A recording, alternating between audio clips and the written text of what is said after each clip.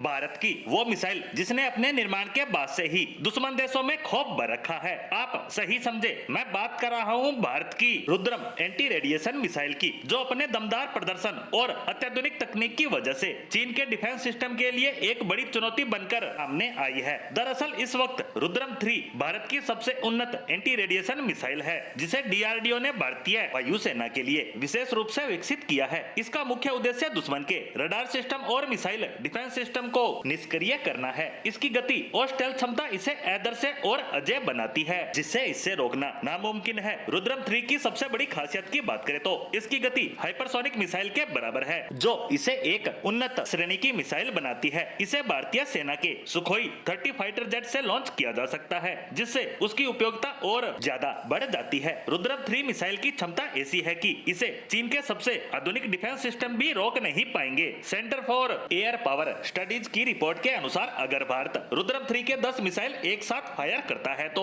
चीन को अपने पूरे डिफेंस को अलर्ट पर रखना पड़ेगा। उसके बाद भी वो मुश्किल से एक मिसाइल को ही रोक पाएगा। चीन की रक्षा प्रणाली में इतनी क्षमता नहीं है कि वो रुद्रम 3 की हाइपरसोनिक गति और स्टेल्थनेस को भेज सके। रुद्रम 3 चीन के रडार को भ्रमित करने में सक्षम है और ये दुश्मन के रडार सिस्टम को बर्बाद करने से पहले ही अपने लक्ष्य को प्राप्त कर लेती है। रुद्रम 3 का परीक्षण जल्द ही होने वाला है और इसे सुखोई 30 फाइटर जेट के साथ पूरी तरह से एकीकृत किया जा चुका है। ये भारतीय वायुसेना की क्षमताओं को एक नया आयाम देगा, खासकर चीन और पाकिस्तान जैसे दुश्मन पड़ोसी देशों के खिलाफ। डीआरडीओ की ओर से मिल रही जानकारी के मुताबिक अगर रुद्रम 3 का टेस्ट सफल होता है तो यह भारत को दुनिया की उन चुनिंदा देशों की श्रेणी में शामिल कर देगा जिसके पास अत्याधुनिक हाइपरसोनिक स्टिल्थ मिसाइल तकनीक है। बता दें कि चीन के रक्षा एक्सपर्ट भी इस बात को मान रहे हैं कि रुद्रम 3 एक घातक मिसाइल है, जो चीनी रडार और डिफेंस सिस्टम को आसानी से चकमा दे सकता है। और यही वजह है कि चीन लगातार अपने रक्षा बजट में वृद्धि कर अपने डिफेंस को